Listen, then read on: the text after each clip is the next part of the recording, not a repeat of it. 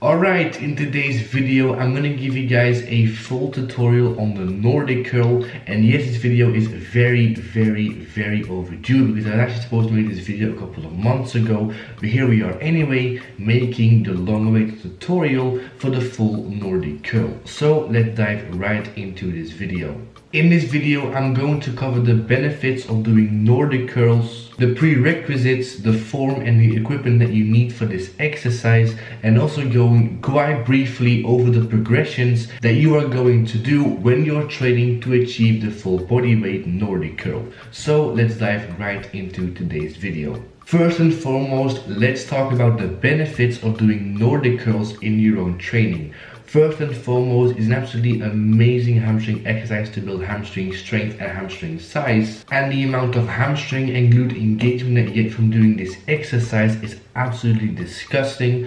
Also, it is a very good exercise to actually prevent any hamstring injuries, simply because it strengthens the hamstrings in the lengthened position, which is when the most amount of hamstring injuries actually happen. So by doing this exercise, you are going to strengthen the hamstrings in that position, therefore drastically reducing the risk of a hamstring injury. And then lastly, it's a very impressive exercise, and it shows a lot of bodyweight mastery if you can perform full bodyweight Nordic curls. And those are the benefits, but what are the prerequisites that you have to meet, or pretty much what you have to be able to do before even attempting to train for the full Nordic curl? So pretty much what you need before starting to train for this exercise is a basic level of leg strength. Now, I kind of assume that if you want to learn the Nordic curl, you're probably quite a lot into calisthenics or bodyweight training. So if you're that kind of person, you have to be able to do pistol squats and shrimp squats for 10 or 15 plus reps comfortably. That is a good sign that you have built the basic amount of leg strength to start training for the Nordic curl. But if you're currently not doing calisthenics but you're just doing weighted leg training, I feel like, because I don't have that much experience in that field, it's quite hard for me to actually put numbers on this. So I'm just going to say, if you have about 6 months, maybe even up to a year of experience with your leg training, you've built a good amount of strength and a good amount of size, and you're pretty much not new anymore to leg training, that is when you can probably start training for the Nordic curl. And then next, what equipment do you need to train for the full Nordic curl? Now, first and foremost, if you go on YouTube, there are 1001 videos of people doing Nordic curls, and also people made specific videos on different variations of the Nordic curl having different equipment. So check out those videos if you guys want to know exactly what you need. However, the basic two things are, first and foremost, something to anchor your ankles with, whether that is a deadlift bar, a lat pull down machine, or just a low bench, and then something to pretty much put underneath your knees whenever you're performing this exercise. And from what I have seen in YouTube videos, the best thing to put underneath your knees, especially if you're doing Nordic curls on the ground, is a very thick yoga pad, which is going to give you the best amount of support and also protection when doing your Nordic curls. But if you have access to a gym, personally what I found is that the best option is just to use a lat pull down machine, or use a deadlift bar that you anchor with big plates and small plates,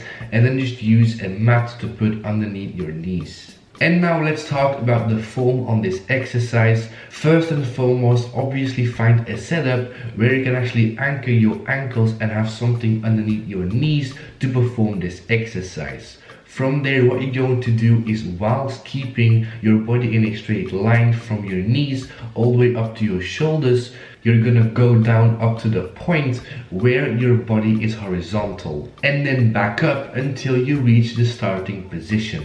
And pretty much you're going to be using your hamstrings to control the eccentric part of the movement, aka you going down, aka preventing yourself from falling right on your face. And then you're also going to use your hamstrings for the concentric part, aka the part where you're going to be curling back up to the starting position. And whilst using your hamstrings for motion, you are going to use your glutes to pretty much keep your body aligned and to prevent your hip from hinging. And like you see on the footage, you're not going to keep your body aligned perfectly, and you're going to hinge slightly at the hip, and that is simply because if you want to keep your body fully aligned, you're going to feel that massively in your lower back. So it's not bad, and it's probably even going to be necessary to keep a slight hinge in the hip. And that is how you perform full body weight Nordic curls. Now let's talk about the progression and pretty much how you can build your way up to perform this exercise.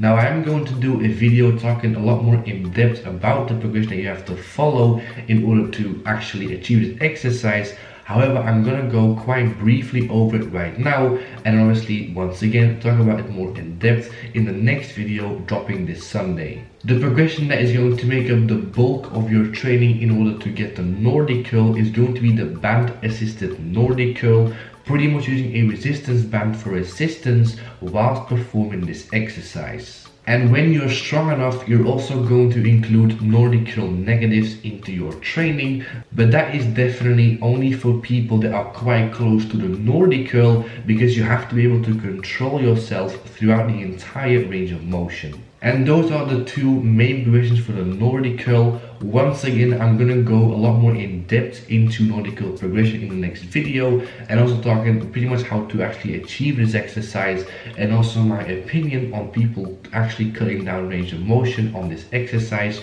which I haven't mentioned as a progression, and also something that I don't think you should do whenever you're training for the Nordic curl. And with that being said, that actually is going to be the full video for today.